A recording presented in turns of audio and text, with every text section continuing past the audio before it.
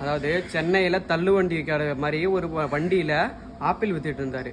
அவர்கிட்ட 1 kilo apple தான் நான் கேட்டேன். அவர் 1.5 கிலோ வாங்கிக்கா, உனக்கு 150 ரூபா தான்ப்பா அப்படின்னு சொல்லிட்டு 1.5 கிலோவுக்கு 5 ஆப்பிள் தான் வந்துச்சு. 5 ஆப்பிள் போட்டு தந்தார். அதை பார்க்க கூட விடல, என்னை எடுக்கவும் இல்லை. வண்டியில் அவங்களே எடுத்து அவங்களா போட்டு தந்திருக்கான். ஒரு ஆப்பிள் கூட நல்லா இல்லை, ஃபுல்லாகவே கெட்டு போய் கிடக்குது. இதில் எந்த ஆப்பிளாவது நல்லா இருக்கா? இதில் 150 ரூபா கொடுத்து நான் வாங்குறேன். ஃபுல்லாக இப்படி கெட்டு கிடந்தா இதெல்லாம் என்னன்னு இது பண்ணுறது? ஆப்பிள் ஃபுல்லாக வேஸ்ட்டு. கொடுக்குற 150 ரூபாய்க்கு